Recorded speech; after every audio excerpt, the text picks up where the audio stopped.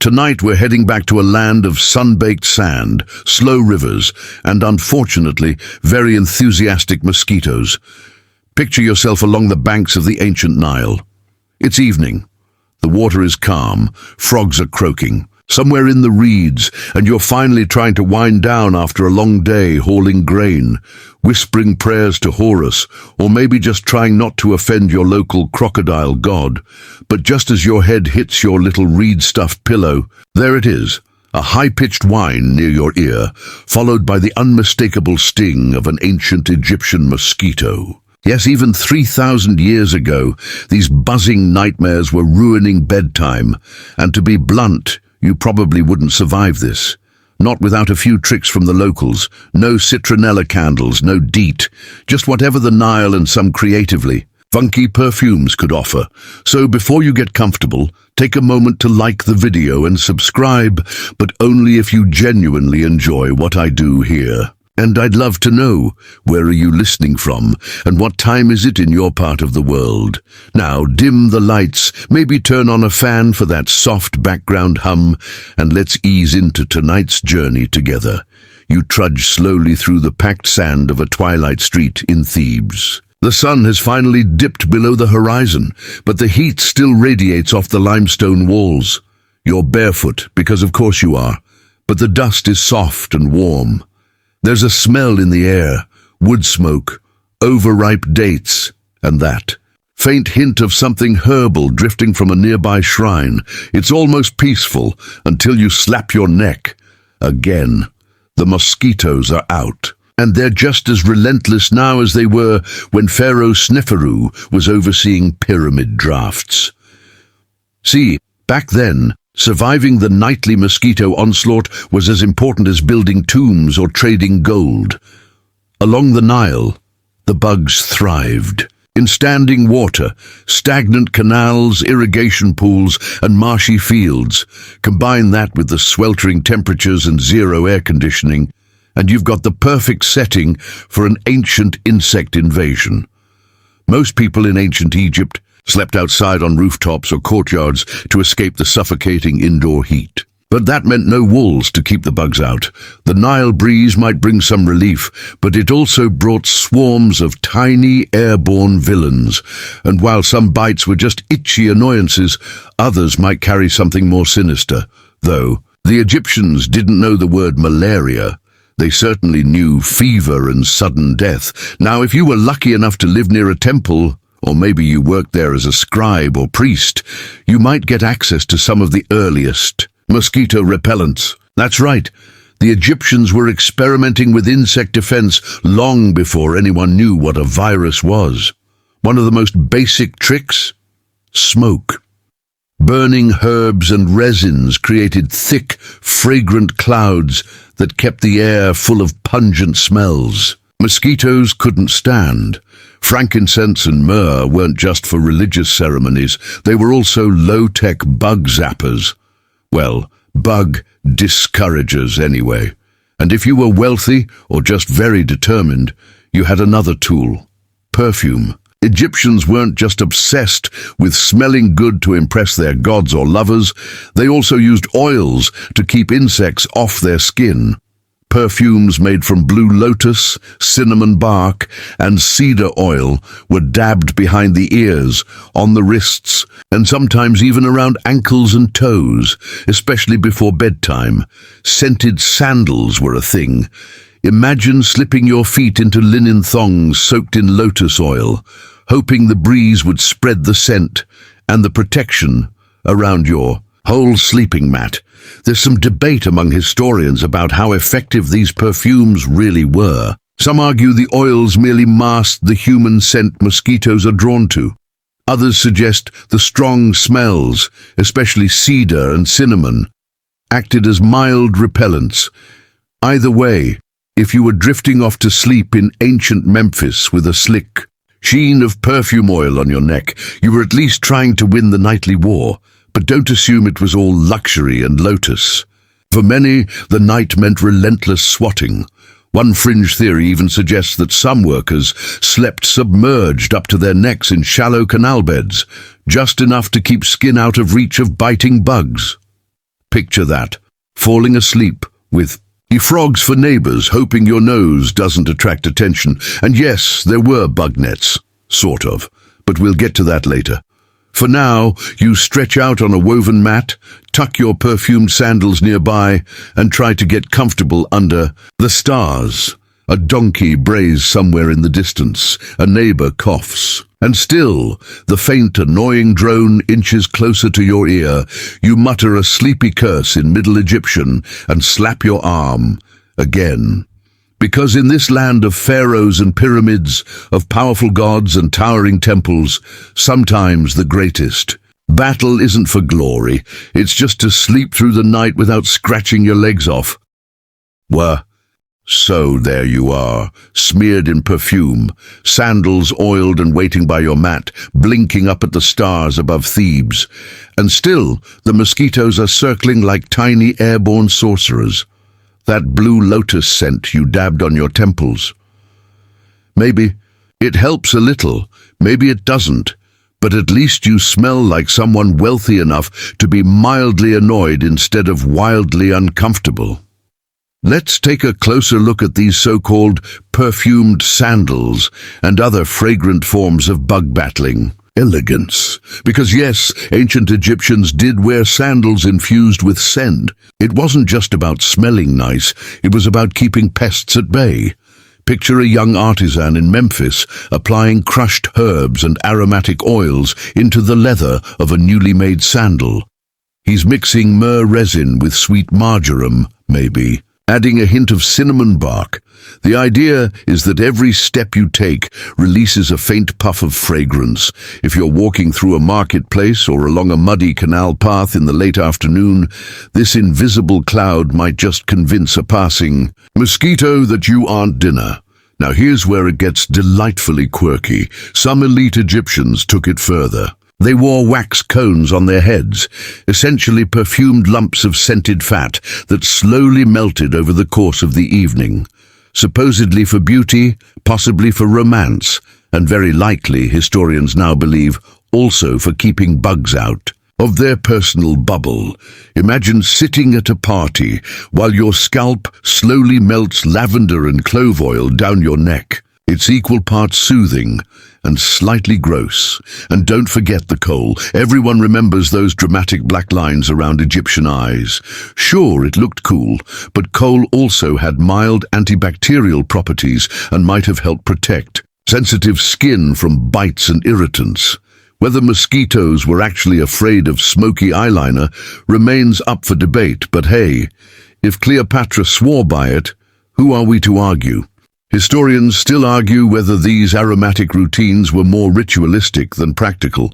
Some say perfumed sandals and oils were primarily meant to please the gods or seduce lovers. Others insist that in a climate like Egypt's, swampy, hot buzzing with biting insects, there's no way these fragrant customs weren't also about staying itch-free. Now let's talk ointments. Ancient Egyptians were master chemists in their own right. The Ebers Papyrus, one of the oldest medical scrolls in the world, lists dozens of recipes for skin salves and ointments. While not all were aimed at insect bites, plenty were. Some included ingredients like castor oil, crushed herbs, and even wild garlic. The combination of oils and crushed plant matter didn't just smell strong, it also made your skin slippery. Whether that helped mosquitoes slide off like little flying noodles or just made you smell aggressively unappetizing is another one of those ancient mysteries. There's one reference, buried in a lesser-known medical fragment, to an ointment made with natron, fish fat, and bitter reed. That's either a failed recipe or a brilliant bug deterrent, probably both. And for those who couldn't afford the fancy stuff, there were neighborhood vendors who specialized in homemade salves. Picture a dusty stall near the market square, a woman grinding herbs with a pestle, selling tiny pots of greenish goop that claim to keep the biting spirits away. Do they work? Hard to say. But she's sold out by noon. Let's pause here for a moment to breathe in the landscape. You're walking back to your house, which is really a mud brick cube with a flat roof and reed mats instead of doors. A faint trail of oil clings to your skin from earlier, blue lotus and something that smells faintly of onions. The sun has dipped behind the palm trees, and your neighbors are lighting small fires in clay pots to ward off the evening bugs. This is your nightly routine now. The same way we flick on bug zappers or light a citronella candle, you're reaching for perfumed ointment and gently swatting your arms.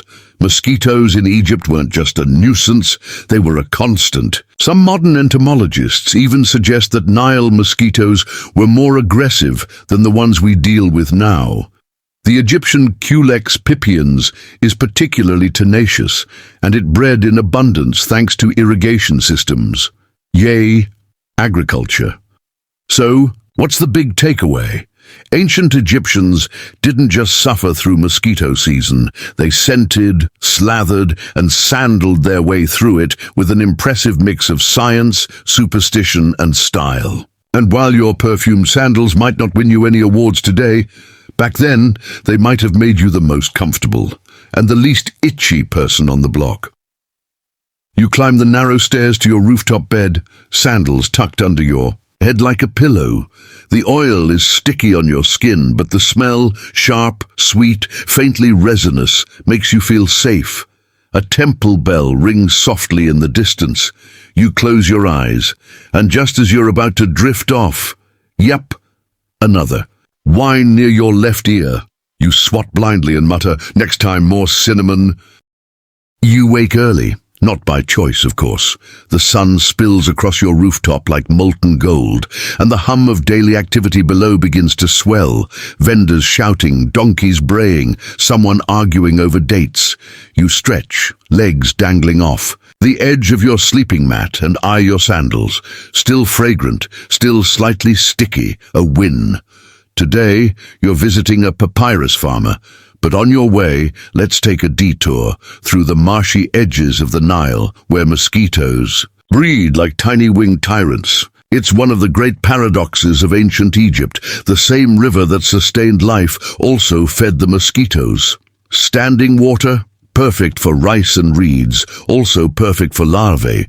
And when you add in the irrigation ditches carved for agriculture, well, you've basically engineered paradise for bloodsuckers. Now imagine this. You're a field hand working the periphery of a barley farm.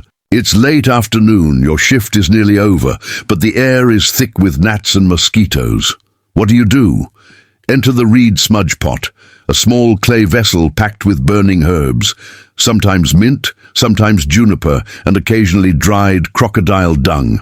That last one isn't a joke. Historians still argue whether dung smoke had practical insect-repelling properties or if it was symbolic, perhaps invoking protective deities. Either way, it smelled assertive, like someone tried to barbecue old laundry. You and your fellow workers pass the pot around like a sacred torch, waving the smoke over your exposed arms. It's not pleasant, but it works well enough. If you're lucky, someone brought a chunk of beeswax infused with thyme oil. That's for the face, rubbed over the cheeks and forehead in small circles until you shine like a roasted onion.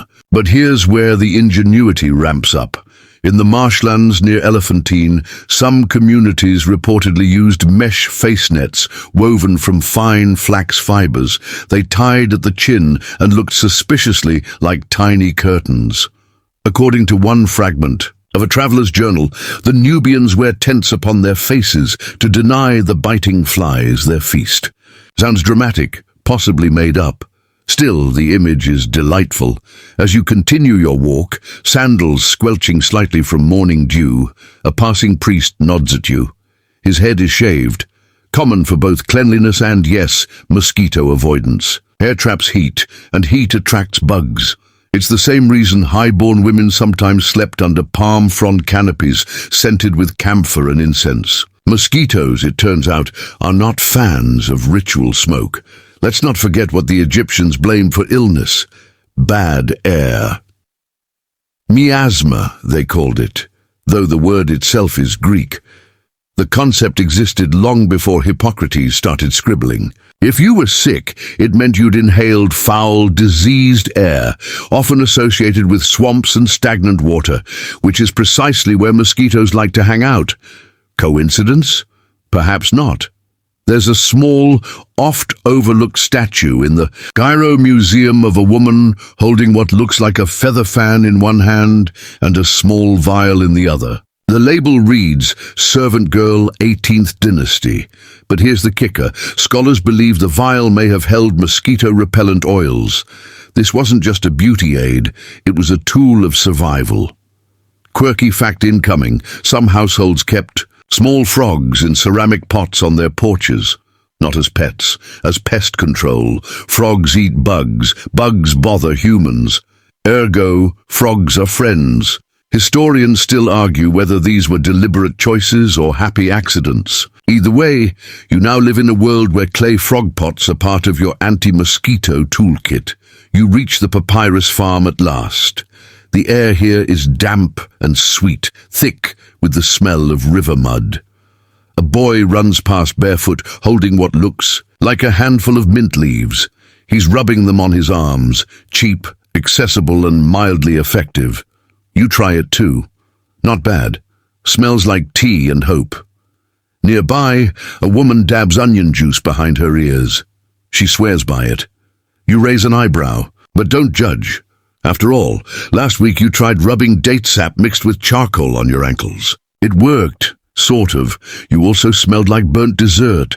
As the sun climbs higher, you take shelter under a papyrus awning. There's a trick someone once taught you. Chew fennel seeds slowly while sitting still. Supposedly, it masks your breath, throws off your scent. Whether mosquitoes care what your breath smells like is up for debate. Still, it gives you something to do while you swat lazily at the air. Life here is about balance. Between elegance and grime, comfort and discomfort, ritual and practicality, you want to look presentable, even divine. But you also want to go 5 minutes without scratching your forearms raw. By late afternoon, it's time to head back. You pass a fisherman along the way, his arms coated in a dark smear of fish oil and crushed basil. He nods.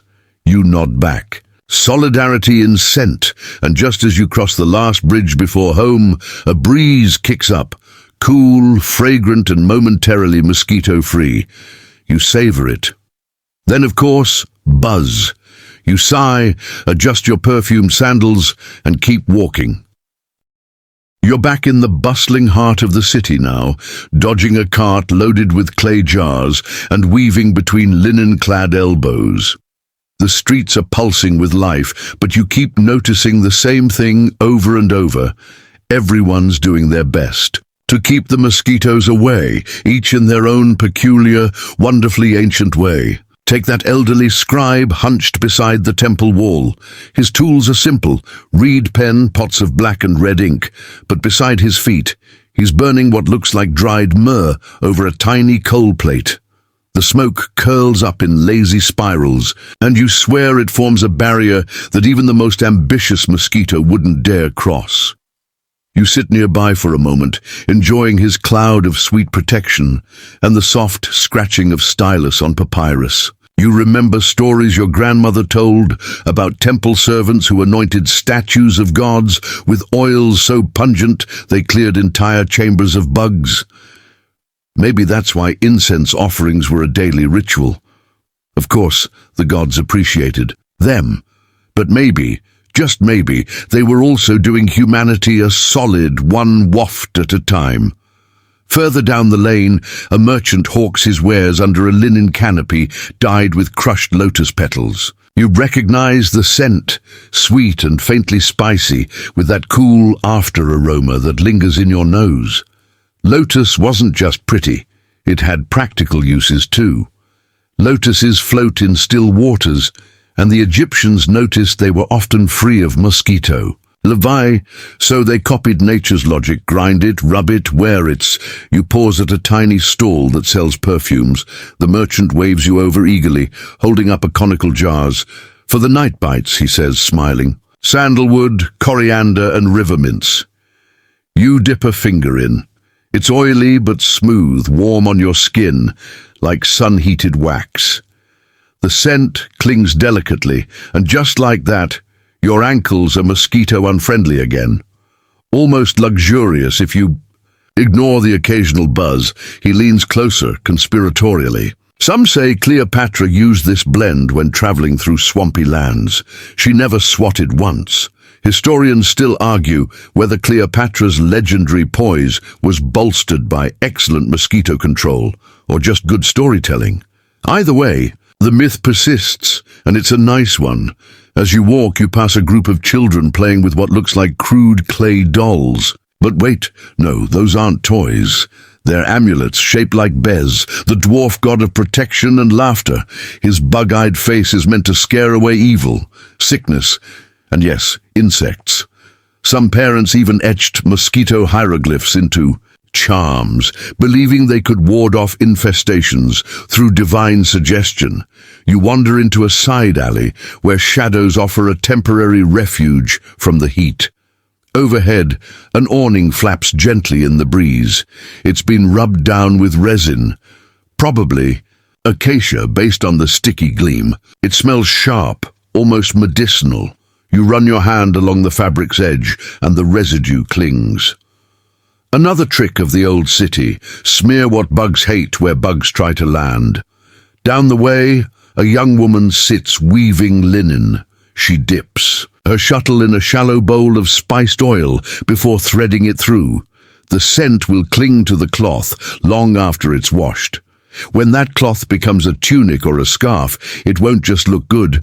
It'll act as a wearable force field. You step into a shaded courtyard. It's quiet here, just the gentle splash of water from a shallow basin and the occasional bird call. A servant ladles water onto a flat clay dish, then sprinkles it with something dark and grainy. Charcoal and herbs, he mutters, barely glancing your way. Keeps the air clean. You breathe it in. Smoky, yes, but under it, a citrusy tang. Probably citron, imported from somewhere far east. The elite could afford exotic defenses. For the rest, it was trial and error with whatever the Nile coughed up. Historians still argue whether these mosquito repellents were discovered through experimentation or passed down from the gods. One theory suggests temple priests recorded herbal remedies in coded scrolls, guarded by tradition and fear. Another posits that mothers simply taught their daughters who taught their daughters, in an unbroken line of anti-bug knowledge spanning centuries. Either way, it worked, at least well enough to keep everyone functioning. No one expected perfection, just a little less itching. You reach your home just as dusk begins to settle, turning sandstone buildings into silhouettes and casting orange halos around every lit oil lamp. The mosquitoes are back, hungrier than ever. This is their hour. You sit near the open window, a slow fan of woven reeds in your hand, and watch the world fade. Across the street, a man beats his laundry with one hand and slaps his arm with the other. Classic multitasking. On your windowsill, you've set a small bowl of vinegar and crushed garlic, a trick you learned from a Nubian friend. It stinks, but it works, mostly. The air feels still, heavy, but safe. And then you notice something delightful. You're not slapping, not swatting, not itching. For once, the buzzing fades. A light breeze glides through the half-open shutters, brushing against your cheeks like silk soaked in desert heat. Night in ancient Egypt is a gentle descent rather than a curtain drop. Everything softens, the world hushes, but the war with mosquitoes doesn't end. It just changes tempo. You lay back on your linen mat, still tinged with lotus oil, and exhale slowly. Above you, the thatched ceiling creaks, cooling as the sun's fire gives way to stars. You reach for the final weapon. In your mosquito-fighting arsenal, the perfumed sandal. Yes, it sounds ridiculous. How could footwear possibly help? But this isn't just any footwear. These sandals, gifted by your uncle who works near the temple precinct, are soaked in layers of scented resin and crushed herbs. The leather is pliable, the soles decorated with faded hieroglyphs that vaguely promise health and sweet air. You slip your feet into them and begin your nightly walk around the courtyard. The scent rises as your feet move, lemongrass, frankincense, and something faintly minty. Each step fans the air gently around your ankles, creating a low, scented breeze. It's oddly elegant, like being followed by your own private cloud of calm. The trick, people say, is not just in the perfume, it's in the motion. Constant movement confuses mosquitoes. They want stillness. Stillness makes you a buffet. So, walking in perfume sandals wasn't just for fashion or status. It was a strategy.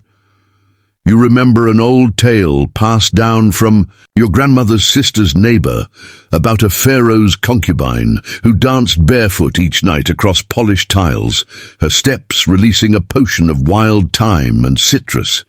Supposedly, she never suffered a bite. Whether it was the herbs or her rhythm, no one could say. Historians still argue whether this kind of foot-based fumigation was truly effective, or simply a luxury reserved for the rich and adored. But evidence in tomb paintings, figures with stylized sandals trailing little scent plumes, suggests it wasn't entirely whimsical. Your own sandals squeak slightly with each step, and the aroma becomes more pronounced. Even the night dogs lounging near the gate stir, sniff the air, and lie back down with sighs. You pass your garden basin, mosquitoes' favorite spot, and wave your sandal-scented foot near the edge. Nothing, not a twitch. You grin. In the distance, a neighbor claps once, an unmistakable slap. The bugs got him, poor soul. You raise your perfumed foot in silent victory. Inside, the lamp flames flicker. Time to wind down. You roll a pebble over the mat's edge and lie back again, arms crossed beneath your head. A soft hush blankets the city, broken only by the call of a lone nightbird or the occasional creak of boat ropes down on the Nile. You think of the scribes, the perfume sellers, the temple incense burners, the dancing concubines, all part of the same story, all fighting the same little enemy with every tool they could dream up. Some tricks worked, others just smelled nice. But in the heat of this ancient land, where every drop of comfort mattered, they were all worth trying. You adjust your tunic, feeling the slight sheen of the oil you rubbed into your wrists earlier. The scent has mellowed, the mosquitoes haven't come back. You take a deep breath, and now let the rest of you follow. The air grows still around you. The sounds soften until they're more memory than noise. Even the crickets seem to chirp. From farther away now, like they've retreated to the edge of some distant riverbank, you shift a little, the linen beneath you creasing with a sigh. The scent from your sandals, faint and earthy, lingers just enough to remind you of that. Slow walk around the courtyard. Even now your ankles feel safe. Even now, the mosquitoes know better. Up above, the stars blink slowly to life, one by one, like ancient watchful eyes scattered across the sky. You trace them with your gaze, following invisible constellations older than the pyramids. Maybe some long-gone priest once looked up just like this, tired, bitten, perfumed, and hopeful that the night would pass in peace. Tonight, it will. Your breath slows, your eyelids drift, and though you're lying on a mat in a recreated past, far from your own bed, far from your own time, you're not alone. You're wrapped in a lullaby whispered by oils and herbs, incense smoke and sandalwood, by all the sleepy souls who came before and simply wanted rest. Let the hush take you. Let your body soften, your thoughts float like papyrus boats on a quiet Nile. You are safe. You are still. And tomorrow, the sun will rise over the temple walls again, and the battle with the bugs will begin anew. But for now, drift.